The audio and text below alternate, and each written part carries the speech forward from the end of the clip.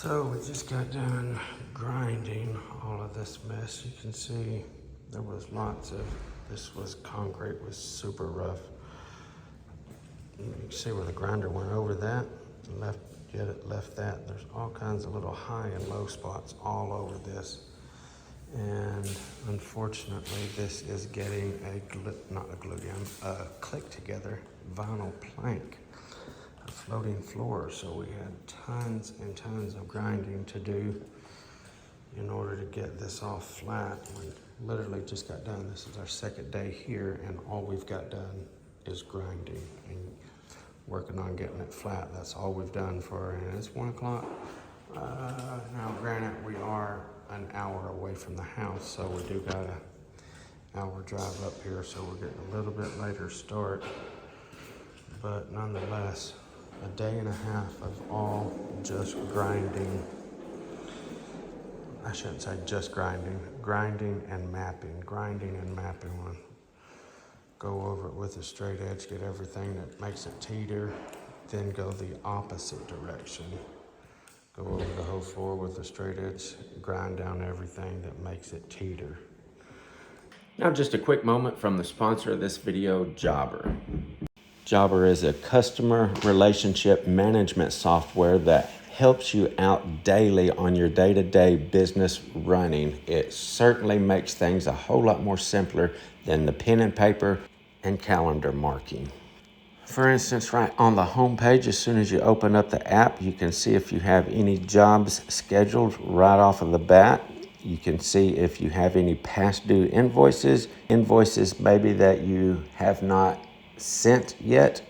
As a Jobber ambassador, I've been taking full advantage of loads of little things like this just to help me run my business smoother on the day-to-day. If you think Jobber is a good fit for your business, click the link in the description just to try them out for free. It won't cost you anything to check them out. So what are you waiting for? Do yourself a favor, click the link.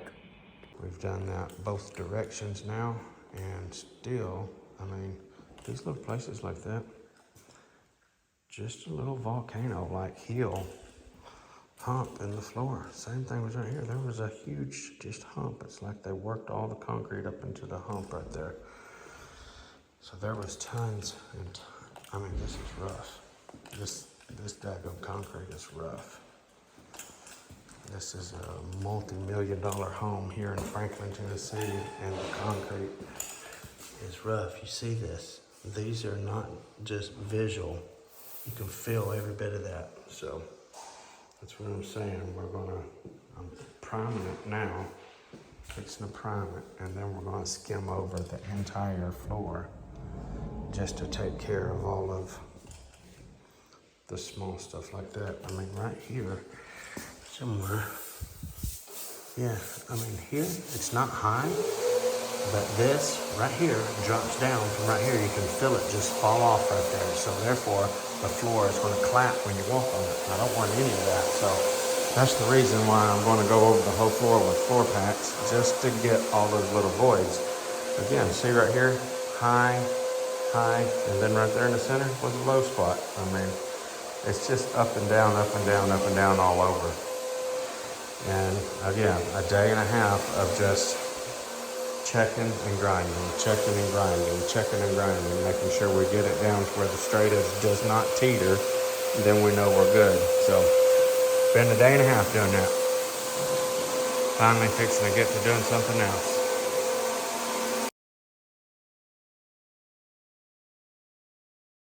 Okay, so we got here this morning. We grinded over every bit of this, sanded over all the floor patch that we installed the other day. The floor looks really good, by the way. And just to get the little lips or edges of the mud off where the trowel sometimes will leave a little ridge. Had another little low spot that we had to fill right there. And one more over here. You can probably see what happened there. So there was a little bit of a hump right there. So I just feathered it. I put my straight edge down on top of the hump and did a circle completely around it and feathered all the way around the hump right there. So anyway, we got this all the way started. scribed that wall come down and was installed to about right here. And then I measured off of that wall, then I measured off of that wall. I was like, oh my goodness, we're off about a freaking inch. So pulled everything back up, redid my line, and sure enough, from this corner to that corner, that exterior wall, we was off a ½ inch. I don't know how I marked it wrong, but nonetheless, I did mark it wrong. I had 6 inches of my board down there that was already cut. That I'll show you what I'm talking about. This board right there was 5.5. Right down there, the board was 6 inches. So there was my ½ inch. ½ inch here translated to 1 inch all the way down there from there. So pulled it up. Why? Restarted everything. Why? Back off. Why? Now here we are. Why? Oh, and by the way, you can also see what's going on now. We got a whole bunch of stacks of wood over there, different boxes. The man's coming along, laying them out for me. He stays ahead of me, having them laid out, and I just come along, click them together. He has the important part of laying them out to get the colors and patterns nice. So the part that he's doing is actually more important than what I'm doing, just clicking them together, because he has all the visual effects and everything in his hands. So if it turns out ridiculous, Luke, it's your fault. Yes, sir, it's my fault. But anyway, it's turning out real nice. There is quite a few different patterns in this too. I was glad to see that there was not just like 3, so glad of that.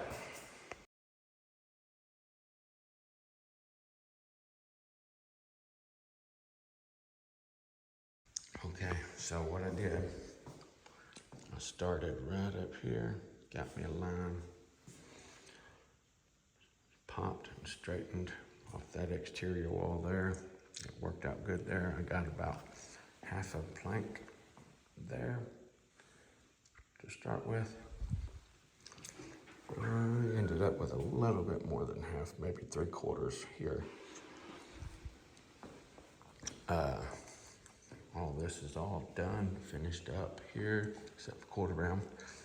I got all the rest of this stuff primed Saturday before I left. So I primed this. First thing I'm doing this morning is going to go ahead and spread floor patch. See here, I didn't get this. So I will mud all this and got all of this primed the other day. This was already primed, so didn't have to do that. I've done that the first day, but I got to mud all of this just for the simple fact of there is little bitty voids in all of this. As a matter of fact, the other day before I left and stayed here till like 7:30, almost probably at 8 o'clock, I got this done. I noticed something right in here. There's a little movement in the floor, so pulled a bunch of this back up as far as I needed to. I think I come 1 plank from behind the wall, and I had to re-grind a spot right there that was a little high and causing some movement. And then I put all that back in place. So it sucked tearing your job up before you even get done, but when you're down on it, sometimes you don't notice or feel things when you're down on it working, and then you stand up and you walk across it and you're like, a little movement or something right there. So, and take care of that. That's the last thing you want to do is leave something like that, even though you have intentions of coming back and fixing it first thing in the morning, giving the client the opportunity to come down here and feel something or see something that ain't just right. It's going to heighten their senses to, okay, well, maybe I need to start paying a little more close attention, and they're going to start scouring your job then for faults. So it's best go ahead and take care of that before they even see it. That way everything is all good. There's no doubts, no seeds of doubt sown in their head. There's no anything like that. Everything is just good all the way through. Again, if they notice something, even though you have good intentions, I will fix that when I come back in the morning. If they notice it, then they're gonna start picking your job. So just take care of it before you leave that day. I learned that the hard way, by the way, so it does work exactly like that. This job has set us back. I was actually supposed to start a church today.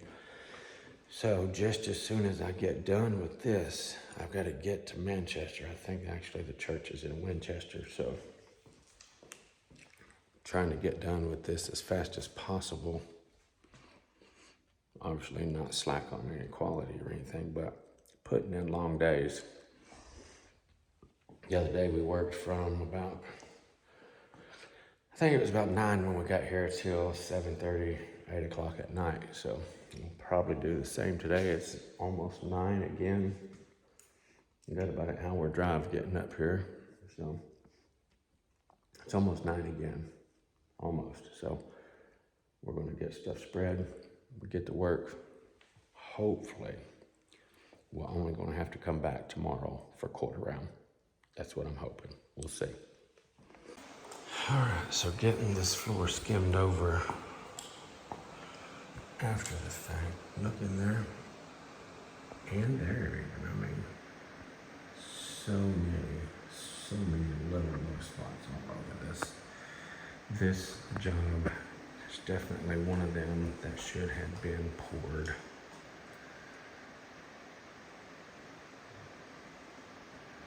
I mean, no way to get it perfect. I mean, look, this has already been grinded here. Just a little bit of low spot there and there. That ridge was high, so it's fatted out on both sides of that a little bit. Again, I went over this entire floor with my straight edge, and anything that was up high enough to give it even just the slightest teeter was marked and sanded down until it did not teeter. Straight edge was laid this way over the whole floor, and then I came back with my straight edge this way over the whole floor. Got all of the high spots out, but still there's just low spots all over. I mean, looky in here.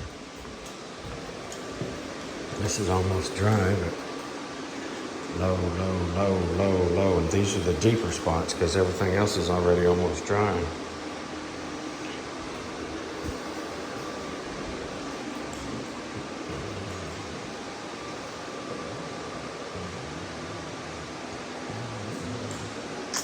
What a rough floor. This is definitely a rough floor to be going over with a click.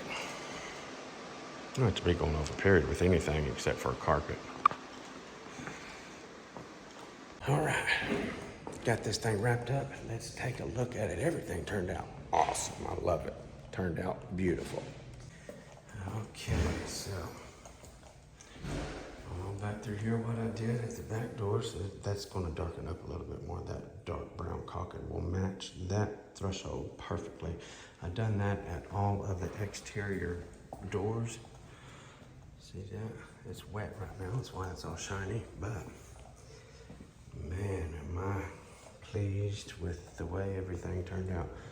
Didn't do anything around this wood at the bottom because he's going to get some more of this lumber and rip it down just like he did here.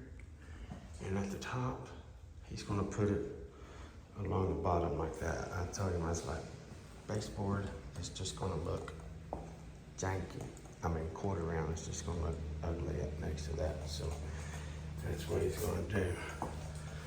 Tell you what, a little bit of a booger back there, so I'm getting back here, it goes all the way down to nothing. But it done. All right, I'm gonna turn these, I better wait about turn lights out, I wanna get some pictures. But anyway, yes sir, look. I put white quarter round up against the blue cabinet. He's gonna be painting, he's gonna have his painters come back and paint the quarter round. He just wanted some there so they could come paint it. I didn't paint any of this quarter round this time. Used a Ollie reducer right there. This was a 3/8 step down, so that's perfect for the 9mm reducer right there. That turned out beautiful.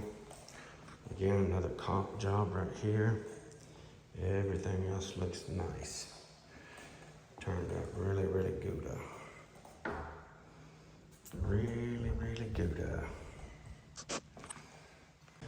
This is 1,800 square feet, 2 days of prep, and maybe 2.5 days because I did some while I was here also. 2.5 days of prep, 1.5 days of installation, 2 days of installation, and 1 day of trimming it out. That's all we did all day long was quarter round and all the little trim ups around the doors and stuff like that. So trimming out all day long today. So that's it.